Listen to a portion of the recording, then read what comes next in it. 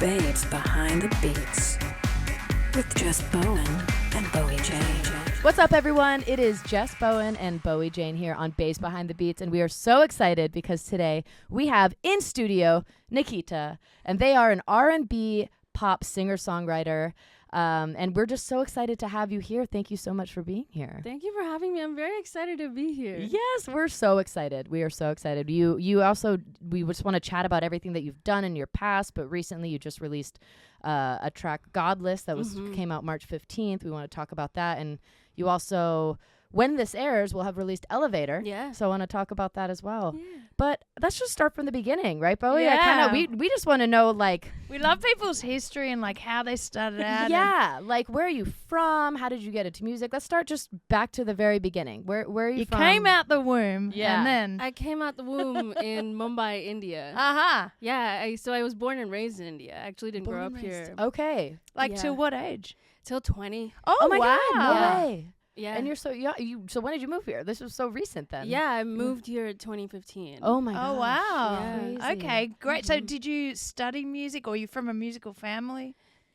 Yes and no. Mm. So my mom's side of the family was extremely musical. I didn't find this out until I insisted that I wanted to pursue music. My mom was like very against it, and that's when I found out like there was a bunch of people on her side of the family that also wanted to pursue music, were like really invested in their craft, like they were like flautists and singers and all kinds of things. Wow. And a lot of them just didn't get to because the times they lived in, like, it wasn't appropriate. You're not allowed to like go do Yeah. that. You got to go study Yeah. something at Exactly. school, right? Yeah, Even yeah. my mom's mom, my grandma, she was a singer herself. Mm-hmm. And I think she went and she wanted to train with like classical masters and stuff back in India, and they basically told her, like, this is not a woman's place. Oh, interesting. You know, it's not a role for a woman. Right. So Back she in got those turned away. times, and especially in that sort of culture, like my mom's Yeah. Filipino, so I come from that kind of same you get culture it. where it's like, nope, you don't get to Mhm. do what you want to. You got to do what we Mhm. tell you to do, basically. Yeah, very that. So she watched her mom just in a bad place for most of her life because she didn't get to do the thing that she loved. Wow. So she was just very protective, just trying to keep me safe, and was just not wanting that for me, just didn't want me to go down that path. Right. So that's kind of how I found out that I had a whole side of my family that was just chock full of musicians. Such a weird way to Wow. find out. Then you're like, now I really want to do Yeah, I it. was like, now it makes sense. Yeah. Wait, sorry. When did you find this out? Like, how old were you? Like, I think when I you was finally... like 14, 15. So until then, you had no idea that I- you had a like musical. No, music I ran knew through that your my family. grandma sang, Okay. and I knew that she loved to sing and that she wrote poetry, but I didn't know anything else. Mm. Wow. Yeah. Wow. That's wild. So how did you take those first steps in with music? Were you writing yourself, or? Yeah, I mean, I was always performing when I was a kid. I think I started off, dance was kind of like my gateway Mm. into wanting to do anything in the performing arts. Yeah. Okay. So when I was, I think 3 or 4, I watched my cousin just on stage, like doing a piece, and I turned to my mom, I was like, I want to do that, and I badgered her until she found me teachers. Wow. Literally just like refused to let up on any of it. She was like, she's 4. Oh, It's gonna be wow. fine. Like, That's they're so 4. funny. They're Yeah. gonna forget. Yeah, No, yeah. I did not forget. Wow. Yeah, so I badgered her first for a dance teacher, then I wanted to take keyboard lessons, and then I wanted to, like, my grandma, I think, insisted, my mom's mom, she insisted that I take voice lessons. She's like, she has a good voice. They should sing. Yeah. So just badgered my mother until I got lessons, and I did that all through childhood. I would sing in choir and, like, do stage performances here and there and all that kind of stuff. So I've been doing this since I was a child, but I didn't really take it seriously or like tell my mom like, hey, this is what I want to do, until I was like around 14. Okay. I was like, oh, I just feel like this is all I want to do with my life. Wow. Yeah. I mean, it's incredible to know that. Yeah. Yeah. You fell Well, I in love think- with it. I think with something unique like music or sport, you do know that from a Yes. very early age. Yes. It's especially because you, specific. like you said, you started so young with Mhm. all those, like playing piano and singing and all that Mhm. stuff. So did your mom? How did she take that? she said what every good brown parent says. get a degree. And then we'll talk then about we'll it. talk about it. Exactly. And wait, exactly. what? So did you get a degree? I did. And what was it in music? No, yes, but no. So my first degree was I did a bachelor's in English literature and psychology. Yeah. Oh wow. So Okay. a double major. Wow. She's a graduate. Yeah. Damn. and then when I moved here, I went to Musicians Institute. Oh right. Oh, you went Yeah. to MI. Okay. Mhm. And We've I had a did- lot of guests who've come through there. Yeah, I mean it's a great. Yeah. I think when you move to LA, that's kind of one of those. If Good way you're to meet really people like, too. yeah, you want to Yeah. meet people, but also Mhm. just you're serious about doing the craft. Yeah. you kind of hone in on it. Yeah, there. it's a good hub, especially if you're looking to do more contemporary genres. Mm-hmm. It's a great place to be. I feel like a lot of the faculty is just so embedded in the gigging scene and like stuff like that. So, Totally. yeah, you get a lot of real world advice. going to That's school there. what I've heard. Like Yeah. they do get like seasoned people that have been Yes. on the road, people that have just have that experience to give you Yes. even that like kind of like knowledge of what it's Mhm. like. Is So what it- were you studying at Yeah, MI? that's right. Is that production or? No, I did vocal performance. Oh, my God. Interesting. Wow. How long did that go for? It was a year and a half. Right. Yeah. Wow. Okay. Yeah, Interesting. quick and dirty. Where- I- Okay, go ahead. We have so many questions. Both of us keep going over each other. You go. You go. Well, then I want to know how you got into the production side of things. That's too. what I was gonna ask. Yeah, because I know that you produce Yeah. everything that you do. Yeah. So when you took, you were taking vocal performance, how do you Mhm. get into then the production side of things? Well, so at MI, you kind of have to like take beginners courses of a lot of different things. So even if you're not a drummer, you're still supposed to take like rhythm courses. Really? Yeah. So you took some drum classes and stuff too? I mean, it was more rhythm than okay. like actual drums. Right. But yeah. Okay. Yeah. Like you kind of have to do all of that. And one of them is you have to pick a DAW and you have to take Oh. at least one level. So Oh, I did wow. Logic and I did the one level. But even before that, back when I was in India, I would do like silly covers and post them to like Facebook. Okay. And I was always using GarageBand and I was always trying to make them my own. Like I remember I challenged myself one time to do Rocket by Beyonce, but all a cappella. Oh. Just all vocals. Oh wow. No instruments, like everything. Wow. Like That's amazing. I am wanna the hear Glee that. Club. Yeah. You are Glee. Yeah, so I was kind of working out of GarageBand already, and before I left, I had a couple jobs doing like a Fiat jingle and like a movie song, like a really small movie. Oh, this is when song. you were still in India? Yeah. Okay. Yeah, so I'd already kind of started like investing in like a basic mic, Logic. Mhm. I already had the desire to explore and try Yeah. to produce. Right. And then being at MI and taking that course just like pushed me forward. I was like, I can do this. I Wow. want to do this. Yeah. Yeah. Yeah. And it's very helpful to be able to do that yourself if you're Mhm. making, like you Totally. said, like all produced and recorded things. I mean, just to be able to your own ability, be able to just be like, today I want to put this idea down. Yeah. Yeah. I also had a professor, Tita Hutchison. She was very insistent that vocalists, especially AFAB vocalists, should really know their stuff before going into a studio. Because a lot of us don't get taken seriously. Right. Yeah. Right. Really, especially if you're just doing sessions or you're going in to record for someone else, you often don't get taken seriously. Like you don't know what you're talking about. Yep. And so she was very insistent, and all of that kind of just pushed me. I was like, even if I don't do this myself, don't produce everything myself, I want to know how everything works. Yeah, and Totally. you can hear then, oh, my voice sounds good when I do that, or not so Yeah. good. Like Megan Trainor says she prefers to produce all her own vocals, so Mhm. she Oh. comps them all She herself. does her own vocal production. Yeah, and she Mhm. says Oh, I didn't know sometimes that. she lets someone else do it, and she's like, yeah, that's not quite how I want it. Yeah. She knows how she wants to sound. Yeah. Yeah. Which I'm sure, again, same for you, where you know what you. Yeah. That's so wild. I'm as a drummer, I'm just like, I know nothing about, you know what I mean? Like that side of things. It's so Well, fascinating. it's for the me. same though. For if you were to record drums, you're like, oh, I it know what should my be drums this. want to sound like. Yeah. I guess that's Exactly. fair. That's a good comparison. I Yeah. definitely have had people record drums that I'm just like, that's not at all how that snare should sound. Yeah, exactly. Wow. So then you moved to LA Mhm. on your own, or Yeah. so at least you started the course straight away, and you would have met people straight away, or Yeah. that's great. That's a great way to meet people. Yeah. And so then you're like living, not are you working as well or doing No, gigs? I was just a student at the time. Yeah. Yeah, and- if you're like on a student visa, you can't oh, you really can't work. Yeah. Yeah, I mean you could if you wanted, but you're kind of risking it. But you Yeah, can't. but you shouldn't. No, I know. I was on a visa. I know. Uh-huh. I wanted to ask you a little bit about your videos, because you also do all your like you self-produce all those as well. Yeah. So is this something that MI also gets you into? Like you dabble with doing anything like that? No, right? No. So let's talk about that. I want to know how someone gets into doing that, because I suck at making videos. I couldn't even imagine being in charge of doing that for myself. I think I just get excited. I feel like anything creative that has to do with music, it's even remotely related, I want to learn how to do it. That's just how my brain works. Like, I just want to be able to connect as many dots as I can. So I felt like the motivation mainly came when the pandemic hit, and I was stuck in India, and you couldn't leave the house, really. The lockdowns in India were very strict, at least where I lived. So you went back to India for lockdown? Yeah. Okay. Yeah, from mid 2019 all the way up to early 2022, I was in India. Wow. Yeah. And so you can't leave the house. All the studios are closed. Everything's closed.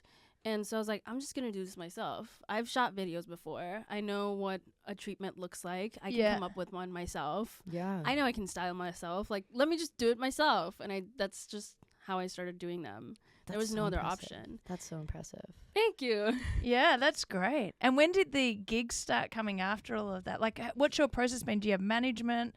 I do have management right now. Yeah, how did you get signed? Because it's always interesting to me how people get signed. Well, they kind of found me on social media. Right. Yeah. I love that. And What that was platform? Instagram. Right. Mm-hmm. Is that the one you're most active on? Well, because your YouTube No. has the most, like, you had over 6 million some Yeah.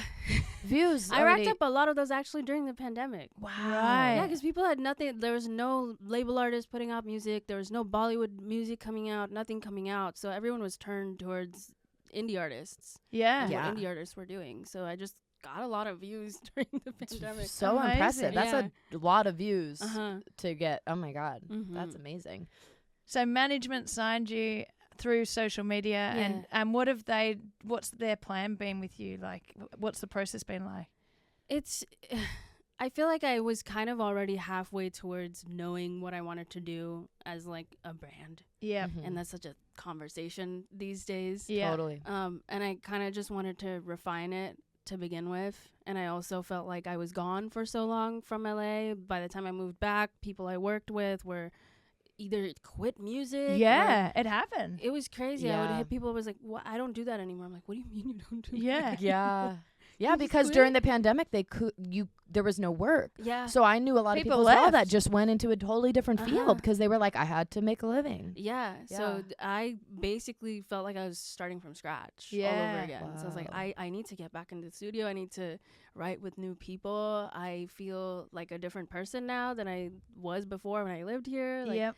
I wanted all of those resources. And so that's kind of where we started. And where we're at now is we have the entire year's worth of music planned. We're already planning next year's releases. We have an EP coming out this year. Yep. That's a solo. And then there's a collaborative project coming out later this year. So my whole plan was just to push myself to really do this to the best of my capability. Yeah. Like just full send. And that's kind of what we're doing this year. So we spent all of like last year building into that. And now That's great. Yeah. And I think having management's good for someone to oversee your ideas, but also like they've probably got contacts that you need. Yes. I mean, all of that really helps. So. Yeah. And Are you signed to a label? No. Okay, so you have management. And you're all it's very myself, indie. though. Okay, but that's the way I like. What is your like? How do you feel about that? Do you want to have a label, or do you feel like it's great to own 100% of your brand, or do you feel like you would want to be signed to a label? Like, what do you feel right now in your career? I feel like I yo-yo back and forth in my head a Yeah. lot. You know, there are days where you're just sitting around thinking of the next video or like figuring out your release strategy, and you're like, man, it would be so nice to have like A the marketing machine. team and Yeah, like I don't have to do all of this by myself. True. Just me Yeah. and my manager trying to figure things out. Like, it would be nice. And then other days I'm like, I'm so glad I own my masters. yeah. Right. Like I when think it gets that's huge. when the song gets picked up, you're like, and that's why Uh-huh. I'm 100% of independent. it. Exactly. Selling signing away 50% of that, which Yeah. I don't know if a lot of people listening would know. Like when you do sign to a label, Yeah. you're signing away 50% of that master, which means if you were to get a sync or anything, and also if you were to sign to them, a lot of times now it's like recoupable. So you're almost just like, even if they were to give you an advance, you're just constantly paying that back. Yeah. So even if they pay for your music video, you're like, great, I didn't have to do this. But then you're just anything you make from there on still like paying that off. It's like you're just constantly in debt. Constantly in debt. It's a bank that you're just constantly having to like. So it's one of those things that I've gone back and forth with a lot too in my career, where I'm just like, it's such a. It's the yo-yo factor of like, oh, it would be nice to not have to think about this, but. And I've heard so many people get benched just. Well, because. this is the problem. Getting benched is the worst. Yeah, and then you're just stuck in that deal. You can't put anything out. Yep. And so for people who might not know, it's when you might write an album, they say, well, now's not the time, we're not releasing it. Yep. And they might be doing it because they've got another artist that they want to focus on more. Yeah. Yeah, So that's usually what it is. They don't is a want lot of competition. times. Yeah, so they're like holding it, and you're just, sitting there waiting for their yes instead of being able to like do what you want to do. Yeah, I just think ultimately, I don't know if that could be me. Yeah. I've just done so much on my own. That's the problem. Yeah, and the artists I look up to too are also such take charge personalities. I'm like, I don't know if this could be me. Yeah. No, it sounds like because you're already kind of your own Doing it machine. yourself, You're your own machine. Same with You're you. your own label. Same with the Somerset. You guys know how to do it all yourself. Well, yes and no. I think what our process was like, we had a label before, and so it was like we were used to getting things like not handed to you, but like you said, that were like, here's the music video treatment, here's this, here's that, and now it's like we're trying to relearn how to just like even be able to like be ourselves and like, oh, you can just post a video on social media. Like, you know what I mean? Instead of being like, everything is so calculated. Yeah, it's such a journey. It's a journey for sure. And the times have changed so much that it's just like, it's hard to keep up with. Extremely. Very, very hard. I feel like every day I get online, I'm like, okay, everything's different now. Oh my God. Every day it changes, it feels like. The Instagram algorithms for stories now, they're saying just one post a day will get more traction than multiple. And I've tried it and it's true. Like I'll put one thing up, a still photo, not a video, and it'll get like thousands. And then I put something, if I put multiple up, it's like it goes down. which is dumb because you want to tell the story of the day. Like, but I don't know, it might have changed again this week. So I kind of like that though. I'm like, I don't have to. I was be like, one a chronically day. online. Like less to post. You're like, here's my one post, done. Yeah. Thousands of people are seeing it. Great, I got the looks. I don't have to trigger my mental health issues. like every even time I get online. even honestly, like posting my nephew. Yeah. That was getting a lot of views for some reason. Just one photo. And I'm like, what? Yeah. It doesn't even make sense. Like, yeah. I think on Saturday at Lauren's screening, my partner screened a film, her short film in WeHo. All I did was repost someone that took a picture of the two of us. The most views I think I've gotten in forever. And it was a repost. And it was the only thing I posted, though. Because you're crossing audiences, their audience and your audience. It's the whole thing. It's a whole thing, but it's still wild to me. Stressful. Then I can post, like multiple videos of something that I'm like, oh, here's like all these things that are happening, and people are like, we don't care. Yeah. Every time I get excited and I like post like everything, I'm like, I'm in the studio. This is. I'm having so much fun. Nobody cares. No one's watching. No one gives a single. Oh, it's not even showing in their feed. No, it's not. That's the problem. It's just the algorithm's like, nah, they care too much. Yeah, like for once, I have the energy to tell you what's going on during my day. Right. And nobody's looking at it. Yeah. That's great. Yeah, That's social crazy. media. Oh God, we could go on and on about that too. That's a Right. whole other episode. I didn't even ask you though. I want to know like who are your biggest like influences when you were growing up, and like who you as an artist now. Like has that changed, or do you still feel like you have? Drastically changed. Yeah. Oh my gosh. So let's start from growing up. Yeah, I mean, I feel like both my mom and my brother kind of influenced my music taste growing up. So my mom was really into 50s, 60s Bollywood. Oh, My cool. brother was, so she was listening to like the classics. And then my brother was listening to 90s Bollywood, and he was listening to a lot of just classic rock. Okay. Yeah, so I grew up listening to Asha Bhosle and like just mellow Indian music on one end, and then on the other end was like Metallica, Aerosmith, Black Sabbath, That's Iron so good. Maiden. I love Like that. he would bring his friends over, and it was like a little like funhouse show for him to be like, hey Nikitaa, tell everyone what your favorite song is. And it was Fear of the Dark by Iron Maiden, and I'm like 4 years old, like headbanging in his room. And That's everyone's amazing. mortified. My mom's mortified. Like That's hilarious. Your mom's like mad that he's like showing you this music. Just like, why? She's She was just so frustrated. She was like, why are you doing this stuff? Oh my God, that's so funny. So I started there, and then as I got older, I felt like the pop and R&B sort of started to creep in. It kind of started with hip hop. Again, my brother just got really into like 50 Cent and Snoop Dogg and Justin Timberlake and Timbaland and all those kinds of things. And so we would only get like really mainstream music back in India. Unless you went digging for it, you weren't going to find all the deep cuts. Right. So that's kind of what I was listening to. And then I think I hit like 11, 12, and LimeWire was a thing. Oh, yeah. Okay, yes. Like, I remember those I'm days. gonna find my own music. Yeah. Yes. Yep. Little tween baby Nikitaa being like, I don't want to listen to what he listens to anymore. Right. Yeah. Like, I want my own taste in music. And that's kind of where I feel like I started to stumble into like Leanne Rimes, Beyonce, Sick. Rihanna, Yeah. all that kind of stuff. So I really loved it, and I loved singing along with it. Yeah. And so I just kept listening to it. And then eventually, I think about 6 months later, I just went on a Whitney Houston binge. Amazing. Yeah, I would just Amazing. put on silly little concerts for my mom. I would just blast it and then sing along with it. And then after, I think, a few weeks, she started requesting songs. She was like, do that one.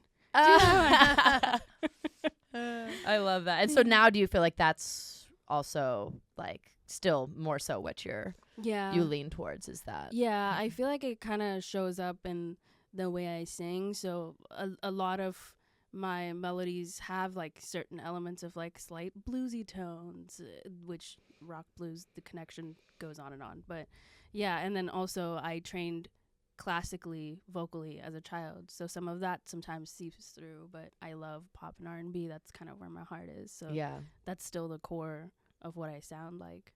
Yeah. Yeah. I love it. Cool. Yeah, and so you did just release Elevator. I mean, when this comes out, it will have been released. Yeah. So I've just listened to it. Great song. Can you tell us a little bit about when did you how did you get inspired to write that track, and like kind of the process behind this whole track and like the story behind it? Yeah, I had first written Throne, and Throne, when I wrote Throne, it kind of changed my perspective on how I wanted to write. I felt like I'd been trying to write a song like Throne for so long in my career and just like didn't know how to. And I felt like my know-how finally caught up to my vision. And then Throne happened. And of course I was listening to Renaissance on loop by Beyoncé. And so I feel like that definitely kind of influenced the direction I was going in. And after I wrote Throne, I was like, I feel like it just mentally just opened me up to a whole world of possibilities. I was like, I don't have to stick to the rules. I don't anyway. I feel like I'm already a little genre bendy, and all my influences are kind of genre bendy. Bollywood doesn't stick to like a specific genre.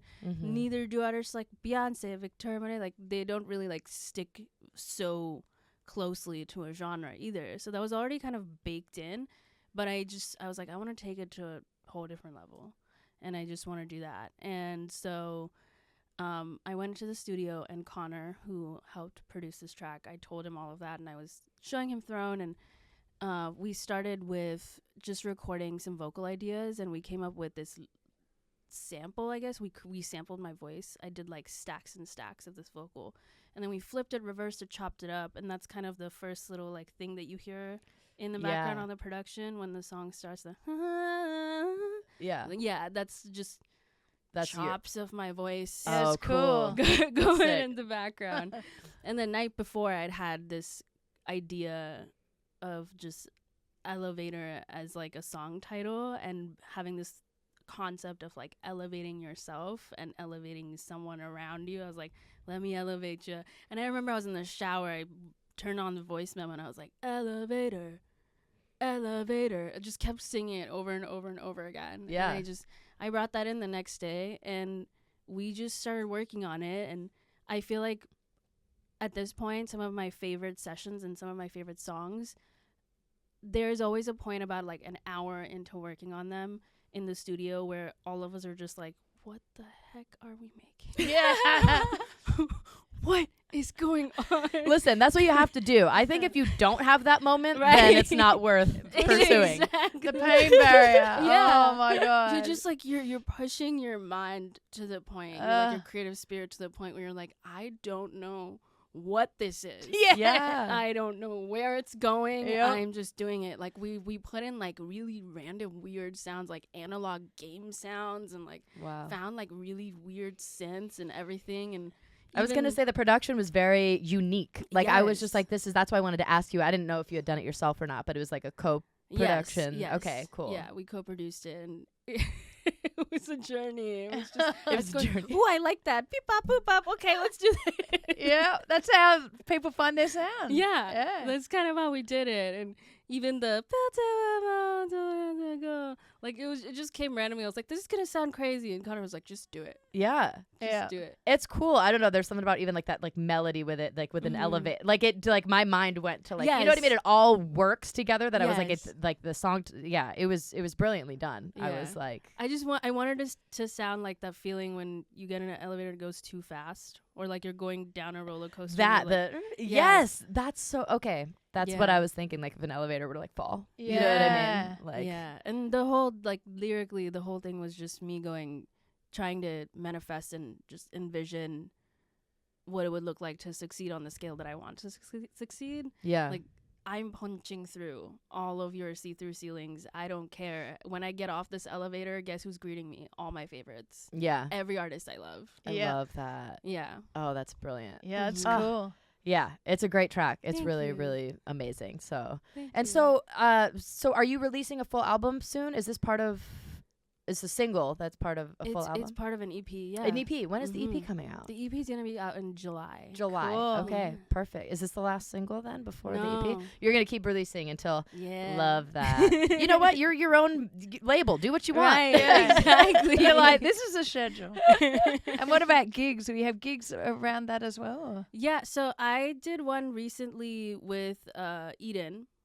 Oh, That you I did really an Eden LA entertainment yeah. show. Oh, yeah. I I love got to them. headline. It was fun. No way. Where was Yeah. this at? Was this here in LA? Yeah. It was at Hotel Ziggy. Oh my gosh. Ah. Wait, was that? Did Noah Vaughn play that one too? I think so. Yes. Oh damn! I was Yeah. supposed to come to that one. I Yeah. would have seen you. Yeah, so really excited for that, and we're still booking out gigs. I think there's a few in the works right now. I'm still waiting for dates, but Yeah, it's always. yeah, It's yeah, always it's like always that. a thing. But at this point, I'm thinking like there's so much music coming out this year. I probably just want to take the first 5 months off next year and just do live shows. Just Yeah. keep doing them for 5-6 months straight before putting anything else Yeah, out. well, you'll have so much music. out, Yes, so exactly. That's Yeah. great. That's amazing. Yeah. Oh my god.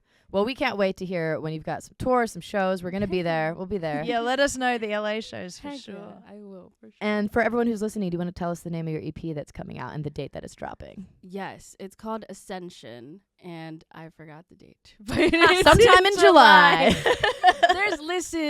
there's singles coming out like literally every month at this point. I've love lost track of every date. There's like a giant whiteboard in my apartment with like everything written Oh, I on love it. the whiteboard. Yeah. Yeah. Yeah. Yeah, I'm also neurodivergent as I think I can't remember most things.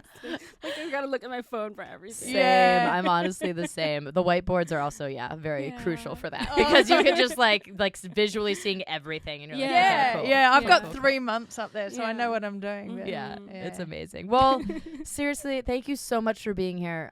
For everyone who's listening, you want to give also your socials that you're the most active on, so everyone can Yes, give you a follow. absolutely. I feel like I'm most active on TikTok right now, but across TikTok and Instagram and Twitter, which is dead for me right now.